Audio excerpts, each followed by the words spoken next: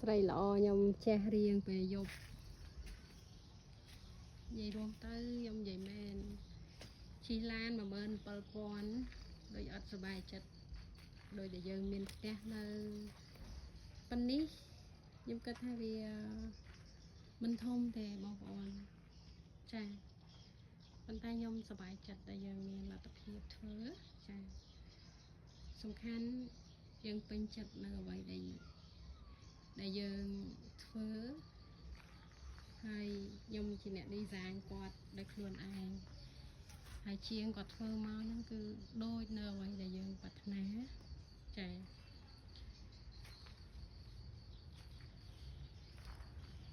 ខ្ញុំគាត់ថាមិនដំបងបារម្ភតែបារម្ភខ្លាចថាគេធ្វើមកអត់ដូចចិត្តគេធ្វើមកអត់ស្អាតអញ្ចឹងណាប៉ុន្តែដល់ពេលធ្វើចេញមកលេចជារូបរាងមកមិនថាតែការ៉ូមិនថាតែម៉ាបមិនថាតែជាងដៃទ្វាទេគឺគាត់ធ្វើមកស្អាតទាំងអស់ហើយដៃរបស់គេគឺអានេះគឺជាដៃបញ្ឆោតអានេះដៃទ្វាដែលយើងចាក់សោកបានចាសម្បីតែជាងទាំងនោះក៏គាត់ដេកឲ្យស្អាតដែរនិយាយរួមទៅផ្ទះនេះទូចមែនប៉ុន្តែខ្ញុំប្រើរបស់សុទ្ធតែថ្លៃគួរសមហ្មងចាបងប្អូនចាហើយនេះជាអនុស្សាវរីយ៍ដែលខ្ញុំទៅសៀមរាបគឺទិញដើម្បីដាក់តាំងនៅចាហើយនេះជាប្រាសាទព្រះវិហារតាំងក្លែកក្រែងកូនអត់ស្គាល់ហើយបើសិនជាបងប្អូនចេះទិញអីវ៉ាន់តាមអនឡាញពីចិនមកគឺបានរបស់ល្អៗច្រើនហើយតម្លៃគួរសមតម្លៃធូរថ្លៃ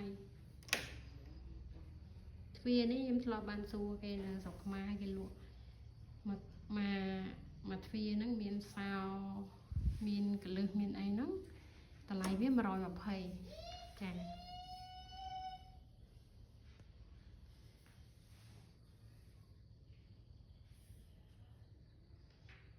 មានអីទេបងប្អូនមានតែដដែល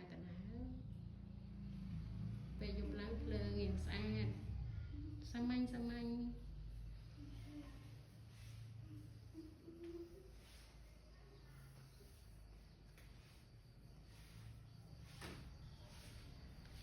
និយាយរួមទៅផ្ទះហ្នឹងគឺមានតែពីបន្ទប់ទេតម្លៃ12000ហ្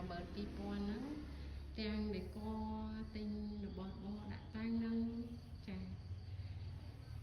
ហើយបើសិនជាបងប្អូនត្រូវការ